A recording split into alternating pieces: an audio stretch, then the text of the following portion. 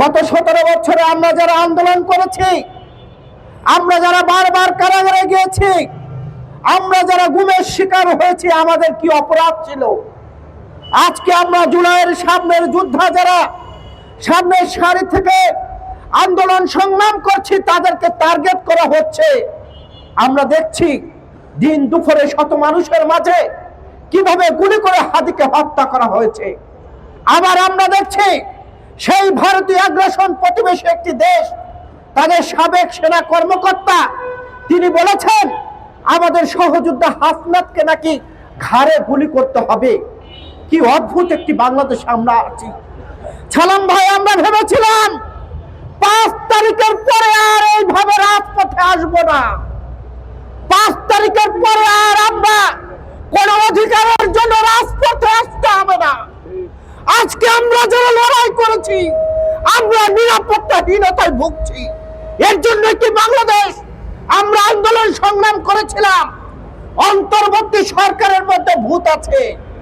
এই অন্তর্বর্তী সরকারের যিনি স্বরাষ্ট্র উপদেষ্টা, সে এই দায় এড়াতে পারে না। আমাদের রক্তের উপর দাঁড়িয়ে তারা চেয়ারে বসে আছে, কিন্তু আমাদের নিরাপত্তা দিতে পারছে না। ওই হাজি বাঙ্গা ইছি সে বলে এটা নাকি তুচ্ছ-তাচ্ছিল্য ঘটনা। আমি ওই ইছিকে বলতে চাই, আমাদের রক্তের উপর দাঁড়িয়ে ওই চেয়ারে বসে আছো তুমি বুঝবা না ছেলে হারানোর কি বেদনা, তুমি বুঝবা না সেই মায়ের আত্মনাদ, যার কারণে তুমি এই কথা বলছো। আজকে সারা বাংলাদেশ কাঁদছে, কিন্তু ভারতের আধিপত্য কাঁদছে না। আজকে সারা বাংলাদেশ কাঁদছে, কিন্তু অন্তর্বর্তী সরকারে যারা আছেন তারা কাঁদছেন না। গত রাতে যে ঘটনা হয়েছে, এই ঘটনা আজকে যারা প্রশাসন চালাচ্ছেন তারা এই দায় এড়াতে পারেন না। গত 17 বছরে আমরা দেখেছি, আমরা যারা বিএনপি জামাত করি, মাটির শত নিচে থাকলো আমাদেরকে আপনারা খুঁজে খুঁজে বের করতে পারেন। আর আপনাদের সামনে প্রথম আলো ভাঙা হয়, সেটা আপনারা দেখেন না। তার মানে আমরা বুঝি এই প্রশাসনের মধ্যে ভূত আছে। আমরা বলেছিলাম 5 আগস্টের পরে অন্তর্বর্তী সরকারকে আওয়ামী দোসর এবং ভারতের আধিপত্য যদি আপনারা সরাতে না পারেন, তাহলে বাংলাদেশ অরাজকতা করবে এই প্রশাসনের সহযোগিতায়। আমরা প্রশ্ন রাখতে চাই, গত রাতে যে ঘটনা ঘটেছে, এতে কোনো হাজির আত্মা শান্তি পাবে না।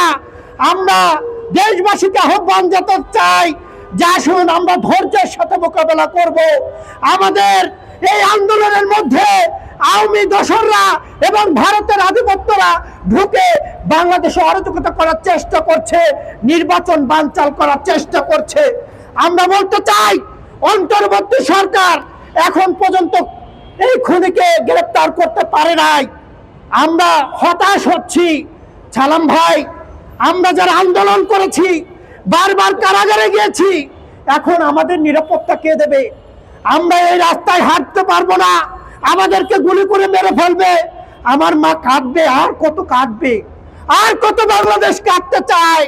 আমরা প্রশ্ন রাখতে চাই, অন্তর্বর্তী সরকার আপনারা যদি না পারেন, তাহলে ক্ষমতা জনগণের কাছে বুঝে দেন, আপনাদের থাকার কোনো অধিকার নেই। আজকে আমরা হাদিকে হারিয়েছি, বারবার কি আমরা আমাদের জুলাই যোদ্ধাদেরকে হারাবো? আমি মারা যাব, খোকন ভাই মারা যাবে, ছালাম ভাই মারা যাবে, তাহলে এই বাংলাদেশ দেখবে কে? এই বাংলাদেশের জন্য তো বারবার কারাগারে যাইনি, ভারতের আধিপত্যের সাথে আমরা আপোষ করিনি, আওয়ামী লীগের সাথে আপোষ করিনি। আমরা যে কথাটি বলে শেষ করতে চাই, আসুন আমরা হাদির এই মৃত্যুর পরে শপথ করি, আমরা হাদির রক্তের কসম করে বলছি, বাংলাদেশে কোন ভারতের আধিপত্য বিস্তার করতে আমরা দেব না। বাংলাদেশে কোন আওয়ামী লীগের দোসরদের আমরা বাংলাদেশে দেখতে চাই না। প্রশাসনের মধ্যে ঘাটতি মারা আওয়ামী লীগ দোসরদের খুঁজে খুঁজে বের করতে হবে। যদি করতে ব্যর্থ হন, তাহলে এই ধরনের ঘটনাই ঘটবে। সকলকে ধন্যবাদ জানিয়ে আমি আমার